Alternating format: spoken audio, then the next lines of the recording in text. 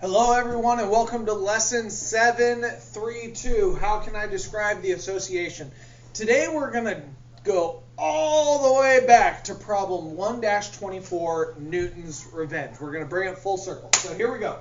797. Do you remember the Newton's revenge roller coaster from chapter 1?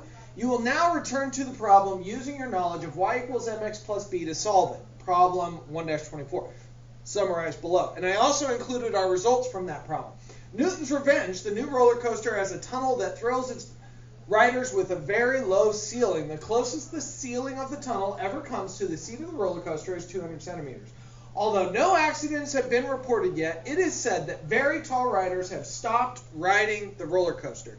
So if you remember, we took our data, we measured our height, we measured our reach sitting in a chair, and then we created this table and we tried to determine what would be Yao Ming's reach if his height was 228, and then I draw this line over here, and we estimated it to be like 186. Now, because 186 centimeters is below the 200 centimeters, we said, yep, it's safe for Yao Ming. And so today what we're going to do is we're going to see if we can verify those results with a different method. Okay, so here we go. Now, I want you to notice off to the right-hand side, you don't have a graph. That's okay. I'm going to have you write sentences as we go through this today. I know that there's no lines off to the right-hand side, but we're going to go ahead and use the graph on the screen to go ahead and use that. Now, I want you to notice I have a scaled graph. Notice, let's see, independent and dependent variable, which is which. Now, if you were looking at the graph just before, you'll notice that height is the independent variable, is the cause. So this is height, G-H-T, and over here on the dependent variable is reach.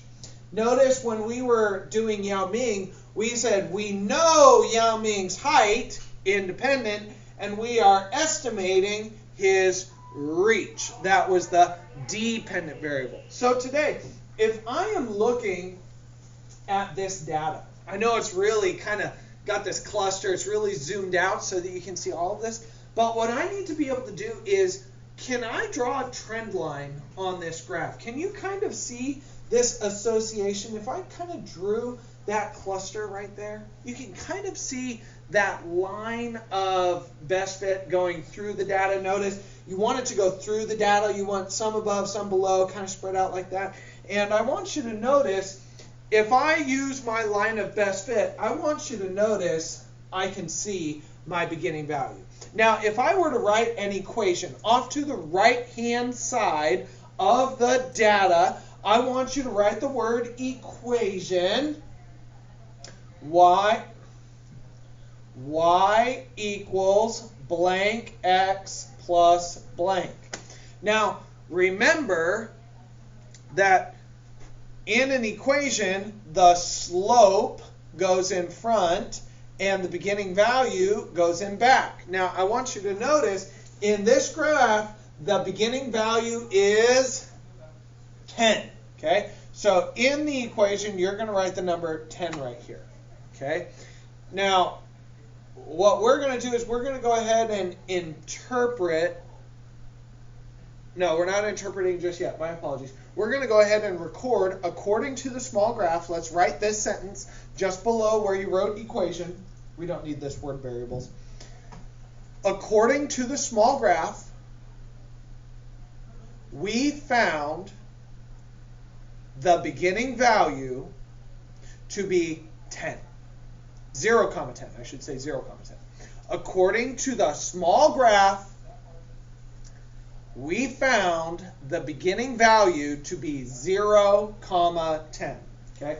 Now that's kind of the zoomed out perspective. If I wanted to try and find the slope of this line, the fact that it's so zoomed out, I'm not clear exactly which point to use. And so what I actually want to do is I want to jump over to a zoomed in graph.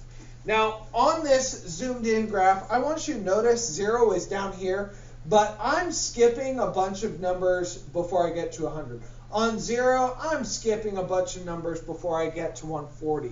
I'm trying to zoom in so that I can see which is the best points for a line of best fit. Okay? So I zoomed in and noticed that this line kind of goes off. You can't use this graph for beginning value, but I zoomed in on it so that we can pick a line of best fit. Now, I want you to notice I circled 2 points.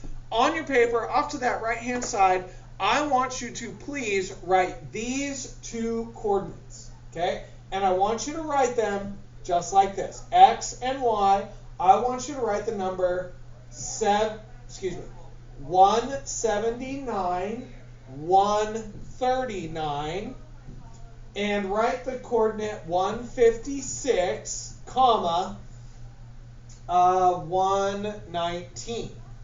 Okay? Now, on your paper, underneath these coordinates, I want you to just draw a triangle. Okay? This orange triangle that I just wrote on the board, if I make it a little wider, I want you to draw a triangle. Just draw a triangle. Okay? Now, anytime you are doing slope, you are finding how much it increases compared to how much it goes over. How much it goes up and how much it goes over. What is the increase and what is the change? Okay? So if I'm looking at the the rise section, I'm looking at these 2 numbers. Okay? How much does this increase on this triangle from 139 to 119? You might want to think about it 119 to 139. How much does it go up? Well, on this one, if you are doing some math using subtraction, 139 take away 119, that is an increase going up of 20. I noticed that it went up 20. Okay, how much does it go over? Okay, we're going over on this triangle. That is focusing on the x side of the equation.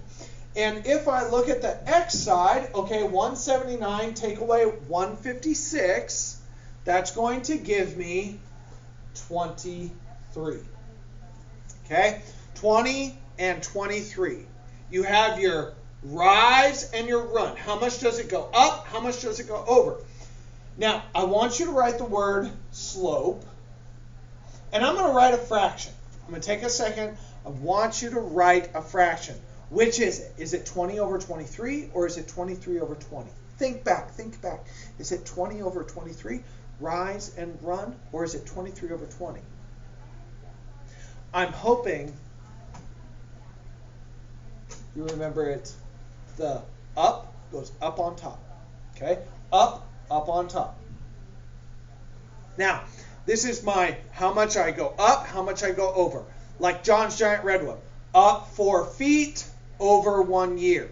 Okay, that was our rise and run. That was our increase and our change. Okay, so if I have this 20 over 23, I don't really know how much that number is. So if I grabbed a calculator, I go boop, boop, boop, boop, boop, and I would get 0.87. Okay, I know how much 87 is, right? That's 87 cents on the dollar.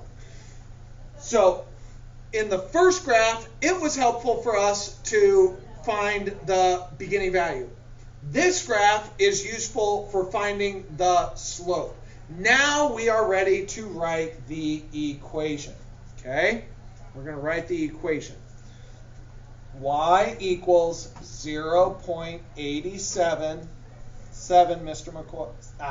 87x plus 10. Okay? Fantastic. Now the question is it safe for Yao Ming?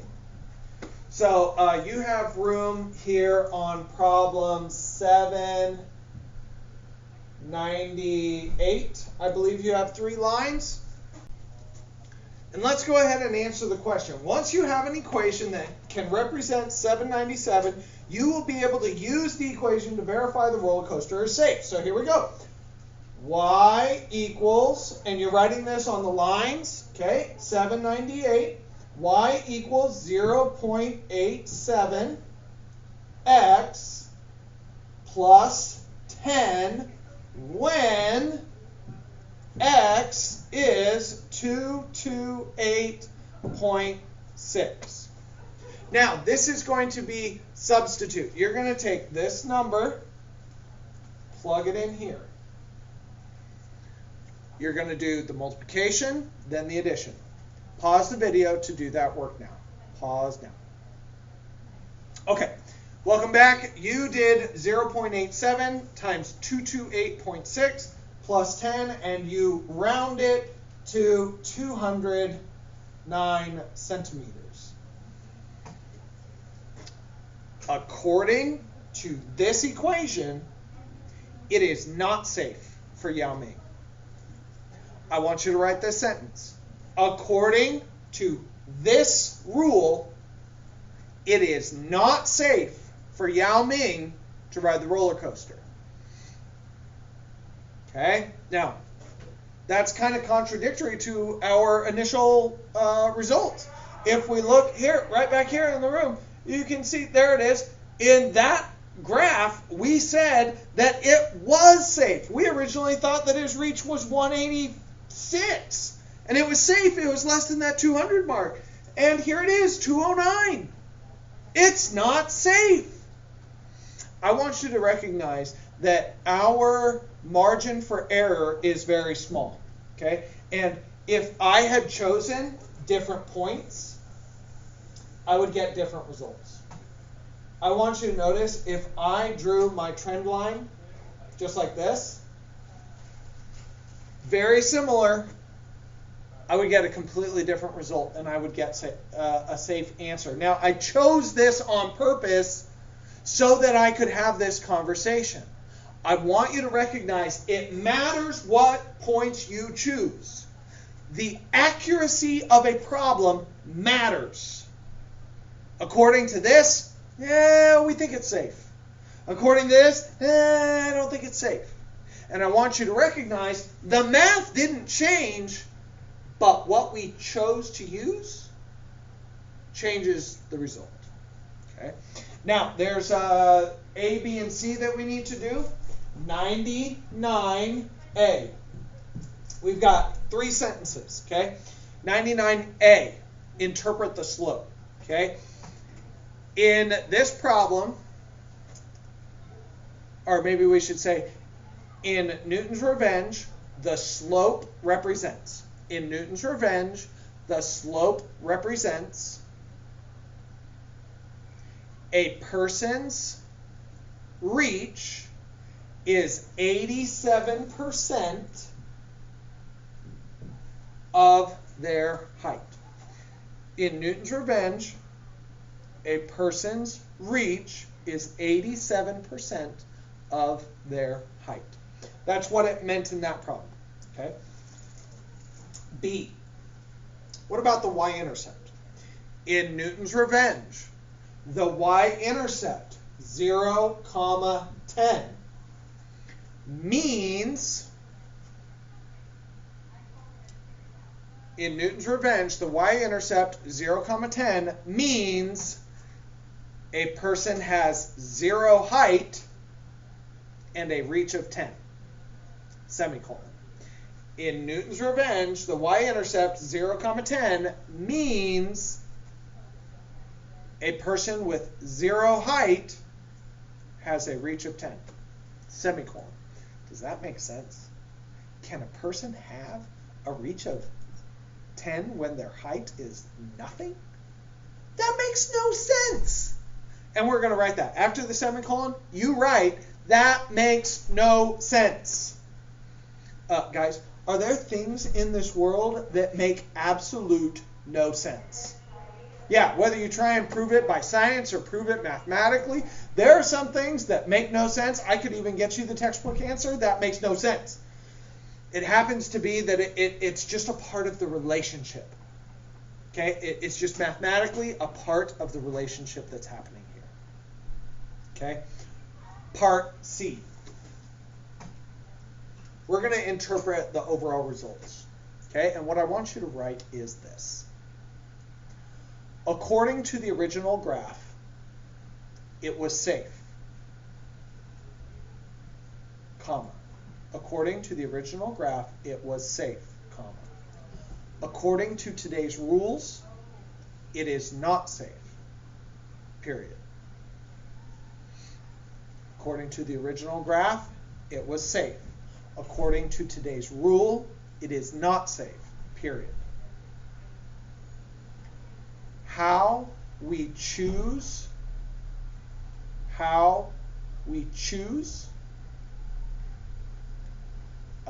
the line of best fit, will determine the outcome of the problem. How we choose the line of best fit will determine the outcome of the problem. All right, we are not going to do the last problem. You can feel free to cross that off. What I want you to recognize today, most importantly, is I don't want you to be math robots. I want you to stop and think about what you are doing, and the ever so slight adjustment on that line of best fit will determine the outcome, will determine is it safe, is it not safe, okay? And what we do matters. Guys, this is real life. People base their life decisions based on the tiniest little adjustment, and you should pay attention to those small little details because it matters. Thanks for coming to today's lesson 732, where we are just practicing dealing with lines of association, and what we do matters. We'll see you tomorrow.